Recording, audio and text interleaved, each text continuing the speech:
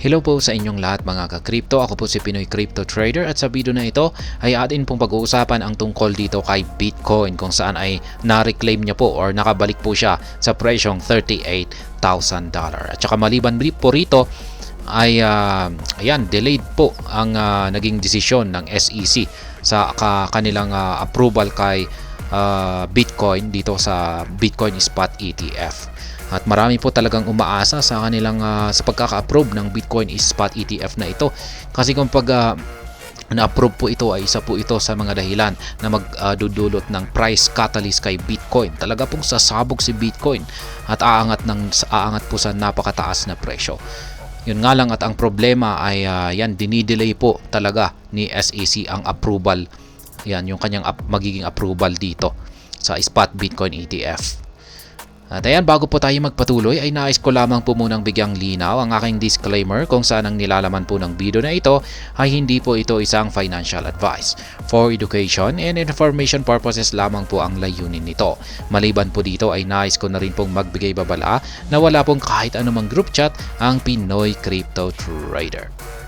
Ayan, sabi rito ay the Bitcoin price rallies past $38,000 as the SEC delays its decision on key Bitcoin ETF from Hashdex and Franklin. Ayan. Bitcoin, the leading cryptocurrency, has reclaimed the $38,000 mark. Its rally is buoyed by expectation of policy shift from the US Federal Reserve. Kaya ayan, mukhang ito daw po yung nagdulot sa pag-angat ni Bitcoin or yung kanyang pagtaas sa presyo at bumalik dito sa presyong $38,000. Ito raw po ay yung inaasahan na policy shift. Yan, pagbabago sa mga pulisiya. Yan, mula sa US Federal Reserve. This Tuesday, Bitcoin briefly soared to $38,264. Yan po yung kanyang saktong presyo na inakyat. Its highest in 18 months, echoing investor enthusiasm for riskier assets. The top digital currency is now up by roughly 130% this year after its massive plunge in 2022. Kaya yan, nakaangat na po siya ng 130% sa taong ito. Mula nung bumagsak po ito, nagkaroon ng malaking pagbagsak nitong nakalipas na taong 2022. More rate cuts. The resurgence in Bitcoin's value is closely linked to anticipations of the Federal Reserve reducing interest rates in the face of decelerating inflation. Kaya ayan, mukhang yung value raw kasi ni Bitcoin ay mukhang nakalink ito or may connection sa mga anticipations dito sa Federal Reserve kung saan sila ay nagbabawas po ng kanilang interest rates. Federal Reserve Governor Christopher Waler's recent comments suggest that a rate cut could be on the horizon if the current trend in inflation persists.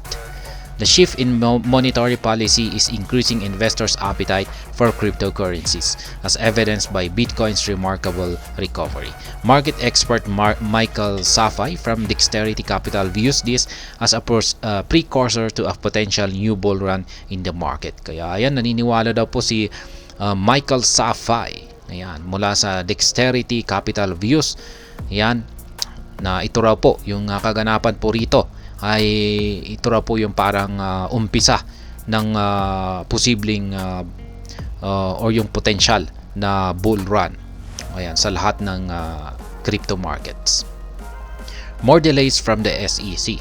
Ayan, mukhang talagang gusto talagang patagalin ng SEC yung kanilang approval dito sa Spot Bitcoin ETF. The US Securities and Exchange Commission's decision to delay its verdict on the Spot Bitcoin ETF has not affected the rally. Kaya ayan, wala raw pong epekto yung na rally rito ni Bitcoin. Ayan, walang kinalaman, walang kaugnayan yung pag-angat ni Bitcoin sa presyong $38,000. Ayan, walang kaugnayan ang Spot Bitcoin ETF. Yan, yung kanyang delay. Ayan, the SEC has postponed its verdict on both the Hashdex and Franklin Bitcoins ETF. Ayan, SEC went super early on Franklin. They weren't due for another decision until January 1. James Seyfarth, a leading ETF expert, has noted. Ayan. Pero sa tingin ko, maski i-delay pa nila yan, ay darating din at ang darating din ang araw na talagang kailangan nilang i-approve yan. Siguro ay hanggang ngayon ay yan lamang yung magagawa ng SEC, kasi alam po natin na ang US SEC ay ayaw na ayaw po talaga nila sa mga crypto. Kaya syempre yan ay na parang napipilitan lamang talaga silang i-approve ito. Kasi kung pag na-approve ito ay sunod-sunod na yung ibang mga application ng ibang mga cryptocurrencies. At kung pag nangyari yan ay yan, sino ang hahabulin ng SEC? Yan, kung pag nag-apply na lahat ng mga cryptocurrencies ng kanilang sari-sariling mga ETF ay yan, wala na siyang hahabulin. Wala na siyang sisingilin ng mga penalties. Kaya ayan, siguro pinag-iisipang mabuti ng US SEC kung ano ang hakbang na kanilang gagawin dito. Kaya ayan, hanggang dito na lamang po tayo sa video na ito. Sana po ay inyong nagustuhan ang aking paliwanag dito. Kung inyo po itong nagustuhan, pakiclick lamang po ang like button nito. Para naman po sa mga bago lamang dito, kayo po ay aking inaanyayahan para mag-subscribe. Pakiclick na rin po ang bell icon nito dahil ito po ang siyang magsisilbing notification nito sa mga bago kong videos na akin pong ina-upload sa aking YouTube channel na ito. Marami pong salamat sa panunood. Ingat po tayo lagi at God bless po sa ating lahat.